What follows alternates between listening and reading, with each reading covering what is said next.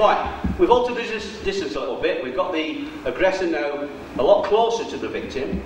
So this time Carl can't afford to step into him because he's going to walk onto the blade. So Andy's going to come quite close to the guy and put the threat quite low. He may use his left hand as a verbal threat as well. And this is what Carl's got to deal with, because notice it's almost touching his body. What Carl's got to do now is produce sucking in of the stomach slightly to eradicate any possible impact damage, but push this elbow further back. Again, we're still dealing with the elbow. See what he does quite slowly? That. Now notice we've now got this gap. But what we haven't got, because of the starting posture, is the close nature of the two people for Carl to produce something like an elbow strike. But he's still going to have to produce some kind of impact. A decent one for him might be a low kick or a big slap or something like that. So Carl just follow up with whatever. And that is very valid. That's a good defence. Let's see that again. Talk you through a little bit quicker this time. We're closer. What Carl has to do is take his stomach in and his hand back. And we've made that safety. But now he can't do the elbow strike. He's going to have to do a long distance impact. And Carl will do the kick. Okay, let's take that twice, please, guys, with no talking. Just go straight through it at your own pace. And once again. Okay, let's see that from the other side. The same principles will apply. Notice Carl's jammed and done the kick. Okay? Thank you.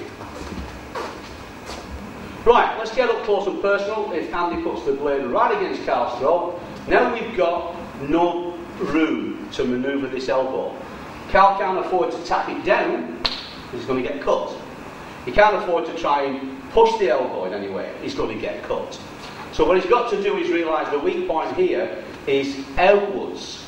So he's going to have to do a combined take away of blade and impact onto the opponent. So very, very slowly, this is what it's going to do.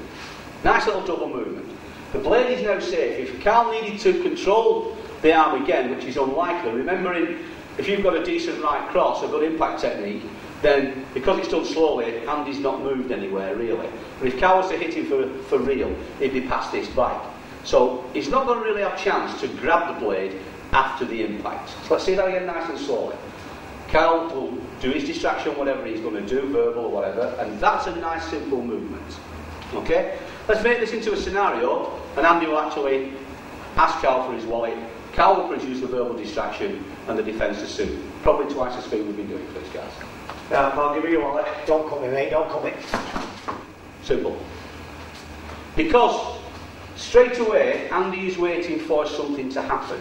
He's asked for something. What Carl can't afford to do is just raise his hand. He'll just get cut. So what he does do is engage his brain with a bit of conversation. And the fact that he's saying anything, Andy will listen to it. Doesn't even have to be in the same language. The fact that his words coming back will mean that Andy's got to listen to it. Let's just see that once again. Give me your wallet, I'm going to cut you. Don't cut me, mate. Please don't cut me. Simple. Take that from the other side. Notice what Carl did there. He was asking him a favour, not get your knife off my throat and I'll batter you, because then he's just going to get cut.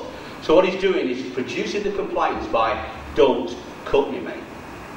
Okay? And that compliance means that he thinks I've already won this threat, that whatever the reward is going to be mine. So let's just see that one last time. Wallet now. Don't cut me, please, mate. Don't. Over and done with. Okay?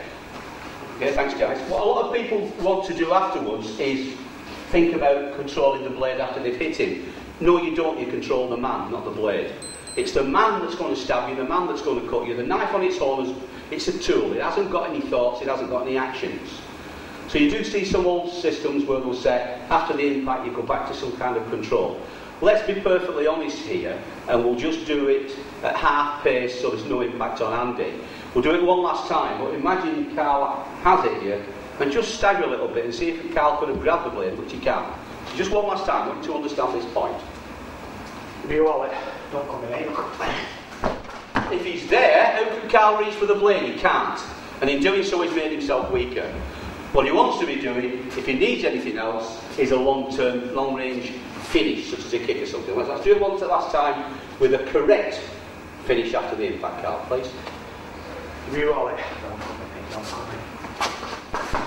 And that's what will happen in reality. Okay? Thanks, guys.